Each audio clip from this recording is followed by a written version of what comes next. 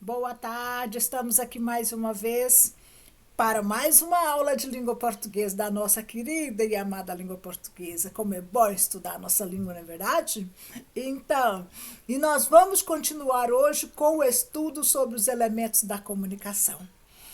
Nós sabemos que os elementos da comunicação são muito importantes dentro de qualquer processo comunicativo e a gente não se comunica sem o uso deles. A gente viu na aula passada e vamos reforçar aqui agora. E a gente verificou que dentro dos elementos da comunicação, que são 6, nós temos aí a mensagem, o receptor, o emissor, o canal, o código, né, o qual nós já refletimos sobre alguns deles. E agora nós vamos refletir sobre o referente ou contexto dentro do processo comunicativo. Então, esse referente ou contexto, que quer dizer a mesma coisa, é o assunto que perpassa o ato comunicativo. Então, de qual assunto que eu vou tratar? Eu vou falar, por exemplo, da música, eu vou falar, por exemplo, da importância de estudar, da importância do estudo. O que eu vou transmitir? Eu vou falar, por exemplo, da importância da oração, é um contexto mais religioso. Então, tem que estar preocupado, eu vou estar preocupado com o que é que eu quero transmitir na hora que eu vou elaborar qualquer ato de comunicação. Eu preciso pensar nisso. Isso pode ser oral, pode ser escrito, é preciso fazer essa análise para que você tenha sucesso no processo comunicativo. Depois nós temos o canal ou veículo, que nós já falamos que é o que você vai usar. O que é melhor para você transmitir aquela mensagem que você quer transmitir? É uma música? É uma peça teatral? É uma parte de um texto literário que você vai utilizar? São atividades que você vai utilizar para você chegar melhor com a sua mensagem lá no seu receptor? Qual é o veículo, o canal que você vai utilizar? É o telefone, né? São as redes sociais? O que você vai utilizar? E nós temos o código, né? Nós já falamos um pouco sobre o código, mas vamos revisar. É a forma como a mensagem organiza-se.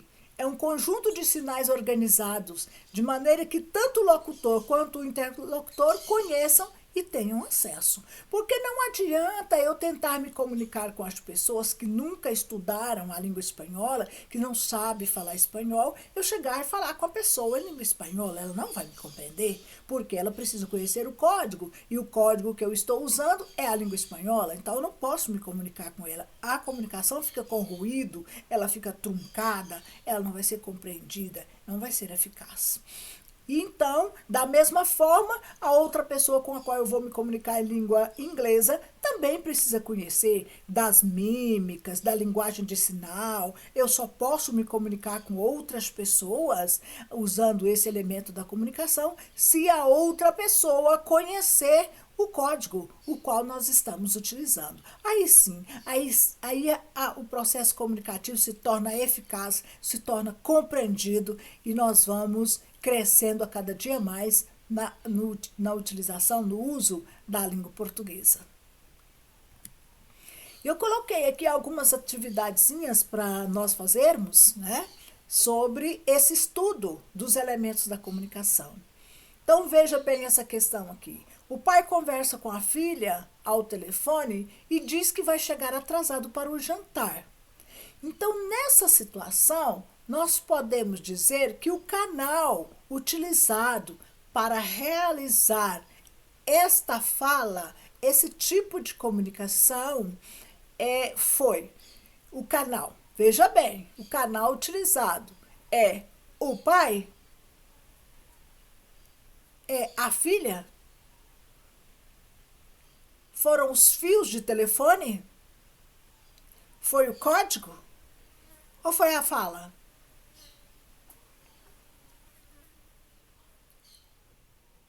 Vou esperar vocês pensarem um pouquinho. Canal.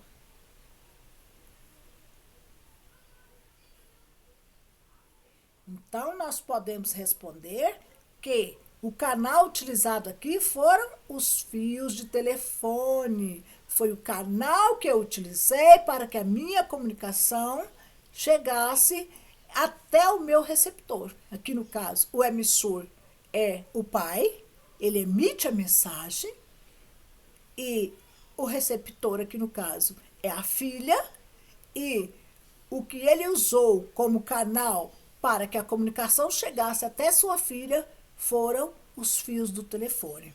Verificou? Compreendeu como que a gente não consegue se comunicar sem usar os elementos da comunicação? O tanto que eles são importantes dentro do processo comunicativo?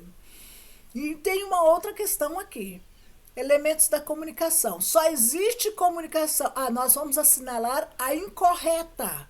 Assinale a alternativa incorreta.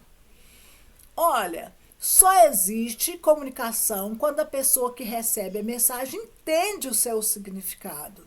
Então, essa nós não podemos marcar, porque ela está correta. E aqui pediu para que marcássemos a incorreta. Por que ela está correta?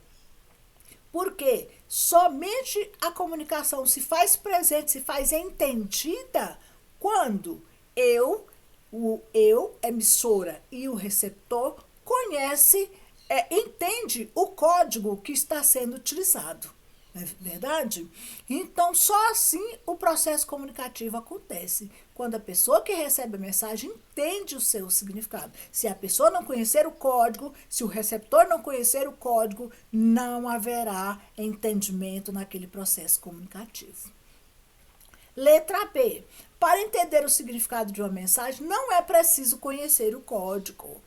Olha, veja bem, vamos ler a outra. As mensagens podem ser elaboradas com vários códigos, formados de palavras, desenhos, números e outros. Para entender bem um código, é necessário conhecer suas regras.